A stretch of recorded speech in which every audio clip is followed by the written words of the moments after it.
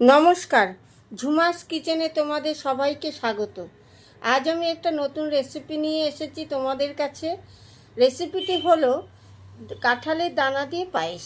এই রেসিপিটি খুবই সুস্বাদু, তাই দেরি না করে চলো রান্নাটা শুরু করি। এই রেসিপিটির জন্য আমার লাগছে কাঁঠালের দানা। আমি দানাটাকে আগে থেকে সেদ্ধ করে ওপরের ছালটা ছুলে নিয়ে রেখেছি। আর কাজু বাদাম লাগছে, কিশমিশ লাগছে। তো আমি কাজু বাদাম আর কিশমিশটা পেস্ট করে নিয়ে আসছি, একটু গুঁড়ো করে নিচ্ছি। আর এই কাঁঠালের দানাটা আমি হাত দিয়ে চটকে নেব। এবার দেখো, গ্যাসটা জ্বালিয়ে দিচ্ছি, কড়াইটা বসিয়ে দিলাম।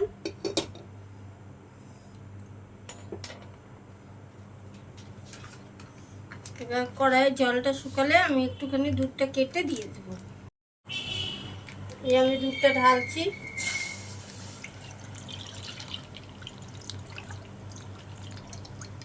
1 লিটার দুধ দিলাম।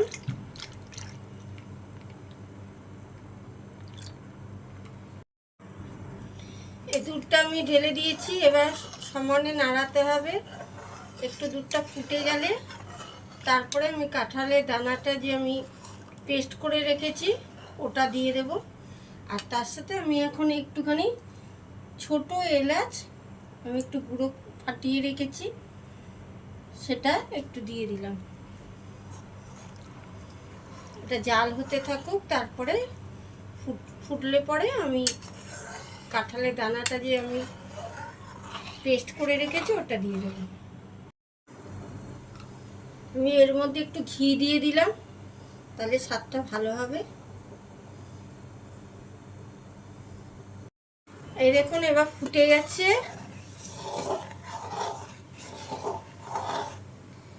এবার আমি কাঁঠালের যে দানার পেস্টটা করেছিলাম সেই পেস্টটা আমি দিয়ে দিচ্ছি আস্তে করে। এটা দিয়েই নাড়াতে হবে, নাহলে লেগে যাবে।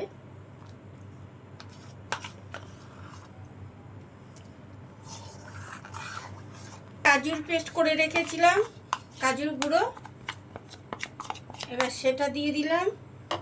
এবার কিশমিশটাও আমি পেস্ট করে রেখেছি, সে কিশমিশটাও দিয়ে দিচ্ছি। এবার অনবরত নাড়াতে হবে, নাহলে লেগে যাওয়ার চান্স থাকবে। এবার প্রায় হয়ে এসছে, এই যে এরকম ঘনত্ব এসে গেছে। এবার আমি এই বাতাসাগুলো দিয়ে দিলাম।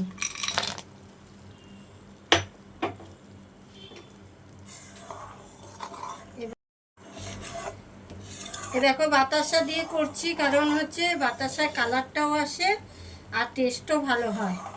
এইভাবে নাড়াতে নাড়াতে বাতাসাটা গলে গেলে আমি নামিয়ে দেব। দেখো, কাঁঠালের দানা দিয়ে তৈরি পায়েস আমার সম্পূর্ণ রেডি। এই রেসিপিটা যদি তোমাদের ভালো লাগে তাহলে সাবস্ক্রাইব করতে তো ভুলবেই না, এবং লাইক, কমেন্ট ও শেয়ার প্রচুর পরিমাণে করে দেবে।